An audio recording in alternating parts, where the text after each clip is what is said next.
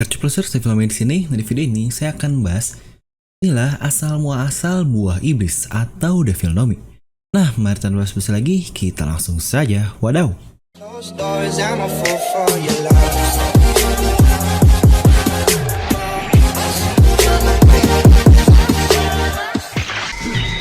Nah, seperti biasa, sebelum lanjut ke video ini, jangan lupa untuk subscribe dan juga nyalakan bel notifikasinya ya, agar video Devilnomi langsung muncul di HP kalian. Serta pastikan kalian menonton video ini sampai habis, jadi tidak ada informasi yang miss dan juga yang terlewat. Nah, lagi-lagi karena ini adalah channel Devilnomi, yang berarti buah iblis, dan sudah sangat sering juga kita membahas buah iblis di channel ini. Tapi kami masih belum pernah membahas dari mana sih sebenarnya buah iblis ini. Yuk, kali ini kita bahas bersama. Sebenarnya ini adalah teori dari channel lama saya yang saya migrasikan ke channel ini. Mungkin akan banyak juga yang nanti berkata, "Bang, kok mirip banget sih dengan teori dari Return of O'Hara atau mungkin Arthur lah.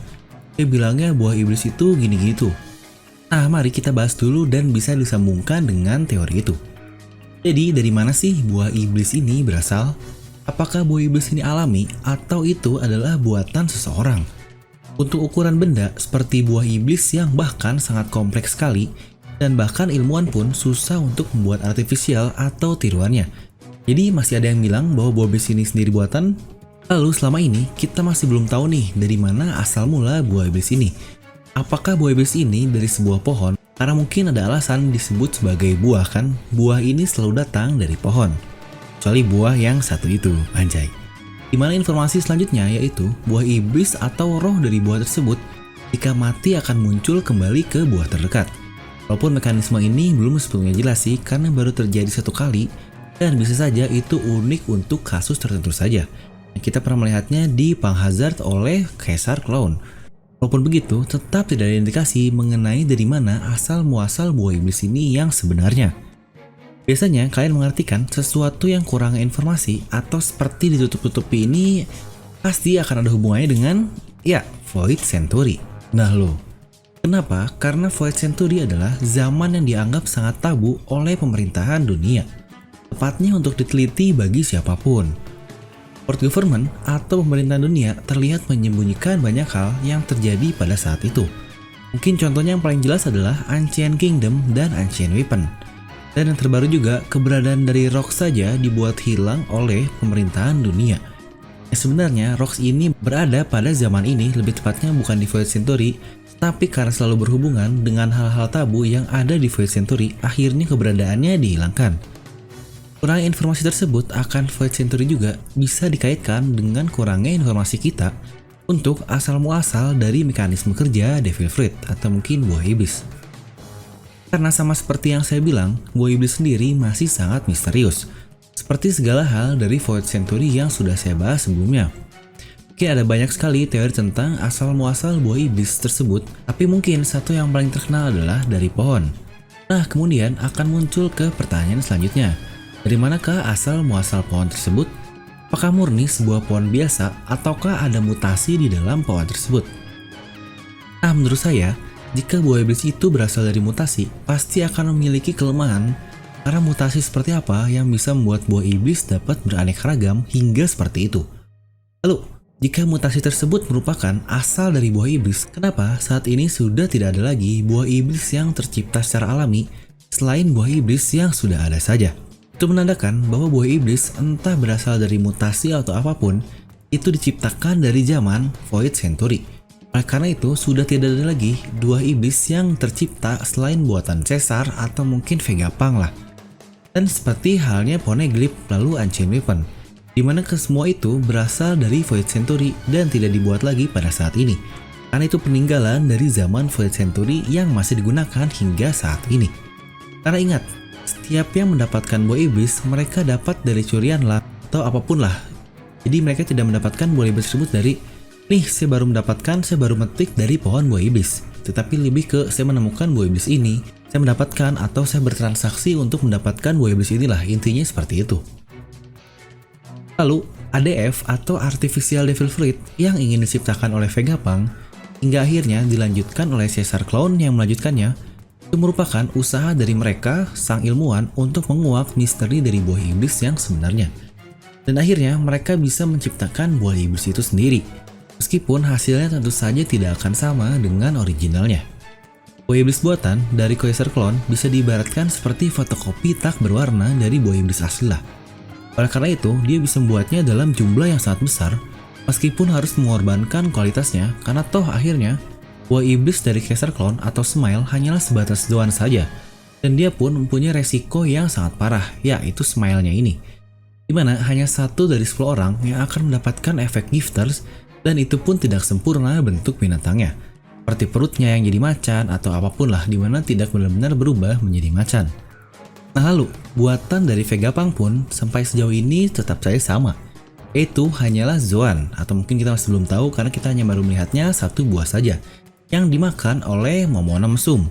Ya walaupun bentuknya sempurna, dimana dia benar-benar berubah menjadi naga, tapi kita tidak tahu apakah ada kelemahan lain di balik hal itu.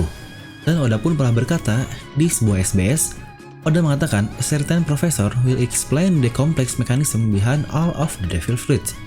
Yang berarti sudah dipastikan cara kerja dari buah iblis ini sangatlah kompleks. Sehingga tidak seperti yang mungkin kata kasarnya iblis masuk ke tubuh orang tersebut dan mendapatkan kekuatan super begitu saja. Tidak semudah itu. Dari situ pun dapat dipastikan butuh teknologi yang sangat mutakhir serta pemahaman yang lebih dalam mengenai buah iblis ini. Profesor Clover pernah berkata bahwa dahulu di zaman Void Century ada kerajaan yang sangat makmur dan berteknologi tinggi, yang kemungkinan besar itu adalah Ancient Kingdom ini. Di mana akhirnya cukup terkonfirm bahwa pengguna user buah iblis paling lama saat ini adalah Wazuki Toki, yang lahir 800 tahun yang lalu, tepatnya itu setelah masa abad yang hilang atau Void Century lah. Nah jadi, dari mana sih buah iblis ini akhirnya terbentuk? Misal, kita sudah tahu nih dari zaman Void Century. Sejauh ini kita tahu terdapat pohon-pohon yang luar biasa masif atau besar di dunia One Piece ini. Dan yang sudah diketahui baru ada 3, yaitu pohon Adam yang menjadi bahan untuk kapal kita, Thousand Sunny, yang kita masih belum mengetahui lokasi dari pohon Adam ini ada di mana. Serta pohon yang kedua yaitu Eve atau Hawa yang memberikan cahaya matahari dari puncak Mary Joyce sampai ke akar di Fishman Island. Serta satu lagi adalah pohon pengetahuan atau Tree of Knowledge, yaitu pohon yang ada di kampung Ohara milik Nico Robin, yang bahkan pohon tersebut tetap kuat setelah digempur oleh Buster Call. Mungkin untuk kedua dari 3 pohon ini cukup jelas lah seperti sebuah cerita nabi, yaitu Nabi Adam dan Hawa. Bahkan ada 1 pohon terakhir lagi yang disebut sebagai pohon iblis, dimana ini tempat berbuahnya buah iblis ini atau memang berasal dari salah satu ketiga pohon di atas.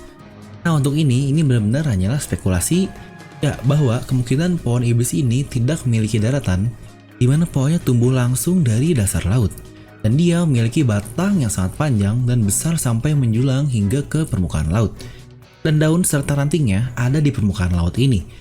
Mungkin itu juga jadi alasan kenapa buah iblis ini tersebar kemana-mana di dunia One Piece, karena setiap pohon selesai berbuah dia akan jatuh ke laut dan hanyut terbawa air laut. Itu juga mungkin untuk alasan kenapa pohon ini dapat berada di mana-mana. Untuk alasan kenapa pemakannya nggak bisa berenang, mungkin karena tidak menerima iblisnya yang awalnya berada dari laut. Jika harus kembali ke laut lagi, maka akan dilemahkan oleh kekuatannya. Lalu alasan ini sebenarnya bisa memperkuat beberapa fakta yang ada seperti yang pernah Oda bilang. Tidak ada 2 buah iblis yang bersemayam di waktu yang sama. Lalu fakta bahwa buah iblis bisa bersemayam ke buah terdekat oleh user yang sudah mati. Contohnya seperti Pang Hazard yang saya katakan sebelumnya. Pasti akan jadi pertanyaan adalah, jika tidak ada buah di sekitarnya, kemanakah sang iblis tersebut akan pergi? Atau mungkin gelombang iblisnya lah. Apakah akan melalang buana kemanapun? Sepertinya cukup lucu. Menurut saya sih, intisari atau essence dari buah ini, dari tubuh si pemakainya yang mati ini akan diserap kembali oleh ether bumi atau mungkin oleh daratan lah. Kita mungkin nyebutnya dekomposer dan begitu-begitulah. Akhirnya akan terserap kembali ke pohon iblis ini yang berada di lautan. Dimana Oda juga pernah berkata lewat Romance Dawn bahwa buah iblis akan muncul kembali 50 tahun setelahnya. Tapi kita masih belum tahu, itu masih prototipe hingga akhirnya ada banyak revisi karena Romance Dawn itu merupakan episode awal sekali untuk One Piece. Karena toh Ace mati 2 tahun lalu, saat ini buah iblisnya sudah ada. Walaupun masih misteri kenapa Doflamingo dapat mendapatkan buah iblis merah-merah Nomi. Serta satu teori yang cukup populer juga karena digunakan oleh Arthur. Dia berkata, buah iblis ini terbentuk dari pohon Eve atau pohon Hawa yang puncaknya berada di Mary Joyce kan. Ya itu sebenarnya hal yang cukup masuk akal juga sebenarnya. Nah, jadi begitulah menurut saya kesimpulannya, Boy Beast ini berasal dari Void Century. Entah diciptakan oleh rakyat Ancient Kingdom atau tidak kita masih belum tahu, tapi kemungkinan besar iya. Karena pada zaman dahulu di kerajaan tersebut dikatakan sangatlah canggih. Lalu Boy Beast tersebut terbentuk dari pohon besar yang ada di dunia One Piece ini yang kita masih belum mengetahuinya. Mungkin akan banyak juga yang nanti berkata, "Bang, kok mirip banget dengan teori dari Return of O'Hara atau mungkin si Arthur inilah." Tapi jika kalian ambil waktu, tentu saja lebih dulu video saya ini dibandingkan dengan Arthur. Dimana video saya tentang ini di channel sebelumnya diupload pada tahun, ya kalian bisa lihat sendirilah. Tapi saya pun melihatnya dari suatu forum dan itu sudah lama sekali. Lebih tepatnya ini mungkin campuran dari beberapa teori. Nah, jadi bagaimana menurut kalian, dari manakah Boy Beast ini sebenarnya berasal? Mungkin kalian bisa langsung tuliskan pendapat kalian di kolom komentar di bawah. Dan seperti biasa, semoga kalian terhibur dengan video ini. Like aja kalau kalian suka, dislike aja kalau nggak suka. Jangan lupa untuk subscribe dan juga share video ini ke teman kalian. Gue udah film pamit and I'll see you guys next time.